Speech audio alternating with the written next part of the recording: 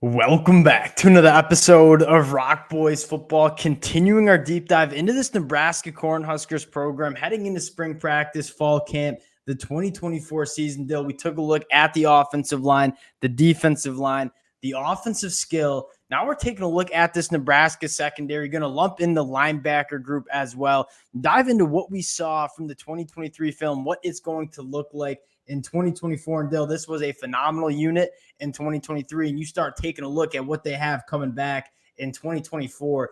This is going to be, at least looks to be, a strong unit for the Cornhuskers heading into the 2024 season. The boys fired up to get into it. Before we get into it, just want to say thank you to you guys, and as always, a massive shout out to the Nebraska fans. You guys continue to show a ton of support to the boys. We love taking these deep dives. We love talking this program. Cannot thank you guys enough for all the support y'all have shown. If you guys do enjoy the content, consider subscribing to the channel. And Dill, I'm going to give you the T-box, and I want to start with what we saw from this unit in 2023. How are we feeling? I mean, like kind of the rest of their defense, just a really solid group. Really didn't give up a ton of easy stuff. Certainly didn't get beat over the top a whole lot. And I think the one thing that really stands out is that secondary and that linebacker group, they tackle and they really don't miss many, and they're physical.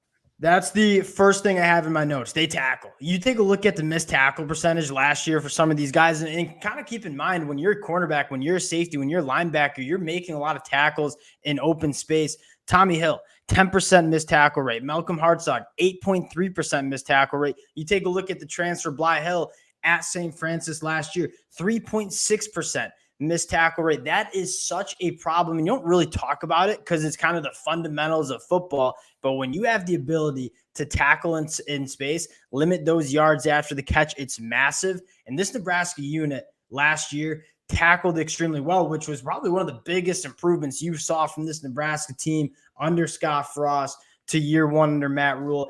Dill, a couple of things that jumped out to me on the film is tackling was the first thing I had. Second is the versatility. Like, Tony White wants to give a lot of different looks, do a lot of different things. You saw a lot of guys, including the linebacker position and in the defensive back room, they're all over the field. Like, when you're going back, watching the film, kind of charting where these guys line up, it is a different look every single time, every single game. And I think that versatility really helps disguising what you want to do.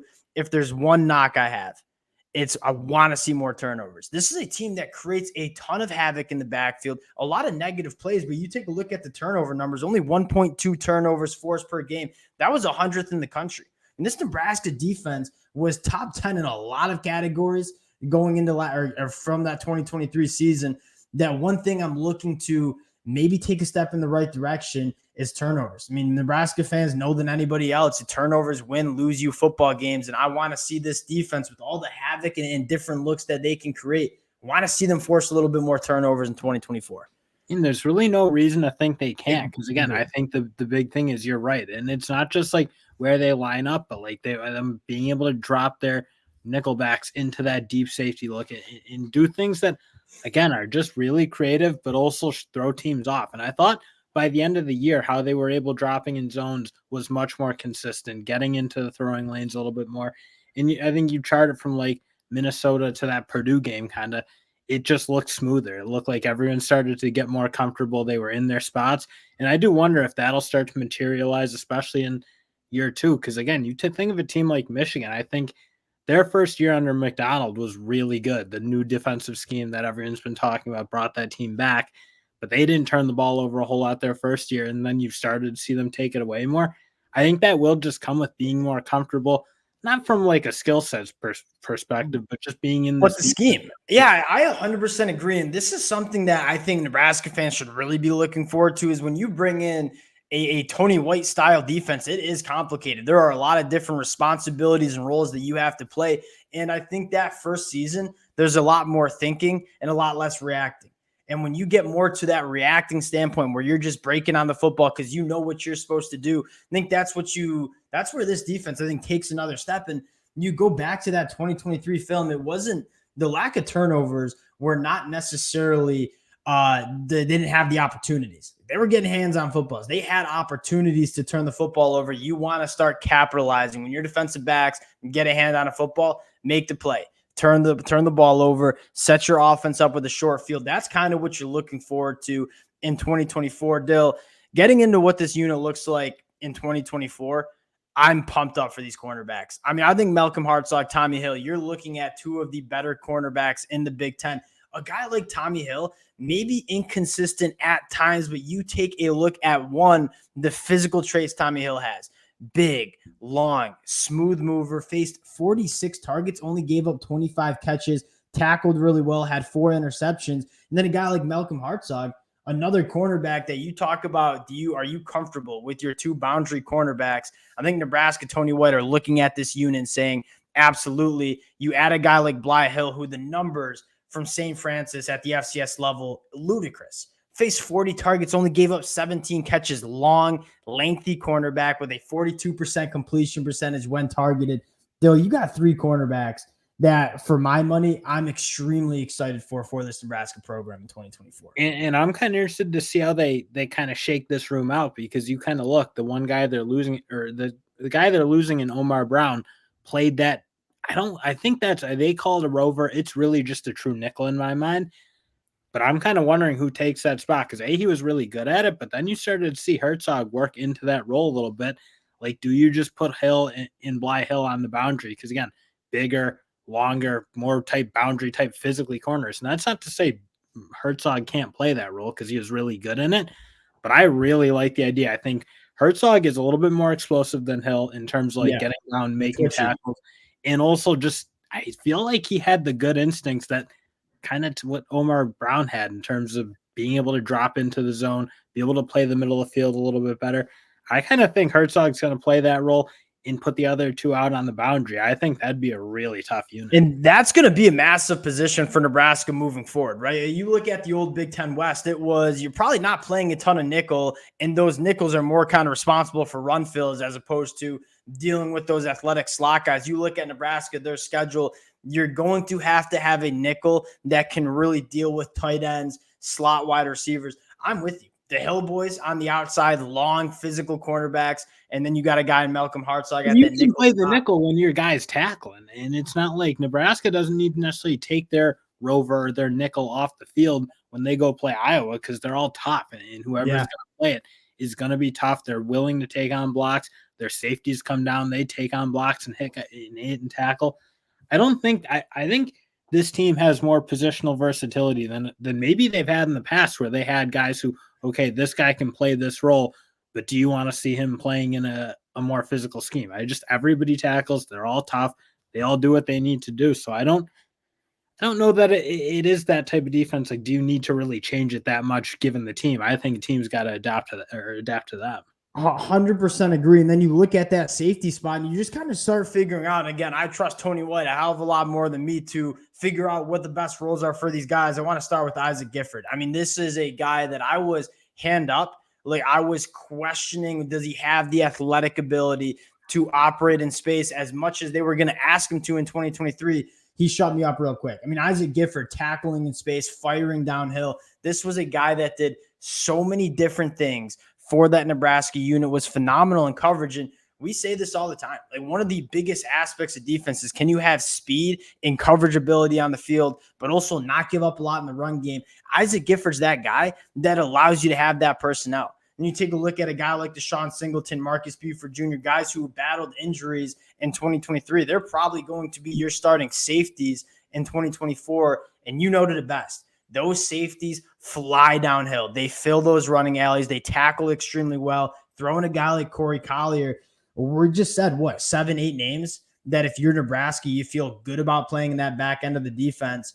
Now it's up to Tony White to kind of figure out where these guys are going to slot in. And again, there's not a guy I trust more than Tony White to figure out where these guys are going to slot in and be their best, or play their best to their ability in this 2024 year. Yeah, I'm with you totally on Gifford. He was kind of one of those guys. I feel like we were all kind of, I don't know what, we watched a spring game a year ago or something, and it was like, oh, is he going to be able to replace what JoJo Doman did for them? I mean, he, again, playing that kind of middle safety, that felt like what his position was, just how much, again, how tough he was in the box and being able to get to the boundary and make tackles. And and honestly not being much of a liability in coverage. Now, I don't think he's the man cover guy that some of these other guys are, but in terms of being in the right place, making plays downfield on the ball, he really didn't seem to have any issues, which was the one thing you thought. You knew he could make tackles. You knew he could play well in the box. It was, can you not be a liability, but be able to make plays down the field in games like against Purdue, where he is kind of playing that deep middle guy.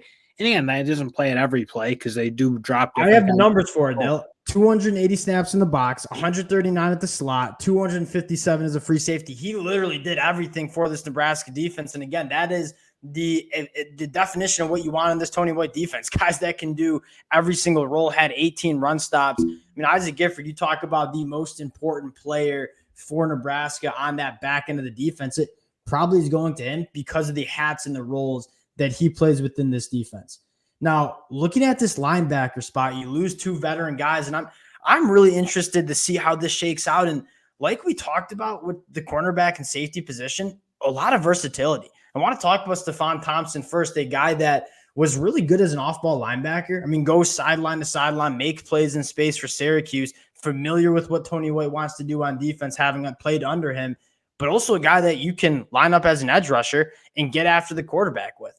And so you have guys like Stefan Thompson, Javin Wright, who do all sorts of things. I'm most excited to see how they use these backers and what roles they kind of play for this defense in 2024. I mean, I'll say for Javin Wright, I personally want to see him just play that off ball, kind of be that stalwart in the middle. I really thought he started to develop just a good game for that. Again, good at probably the best athlete they had at linebacker last year.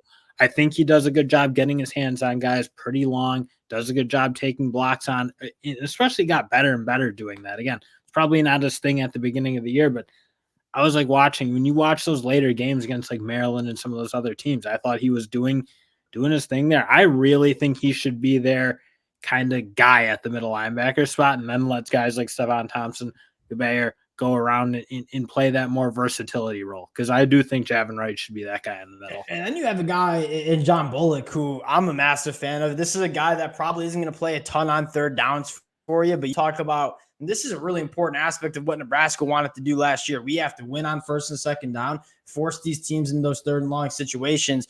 John Bullock, you talk about instinct, you talk about tackling, you talk about toughness on this Nebraska defense.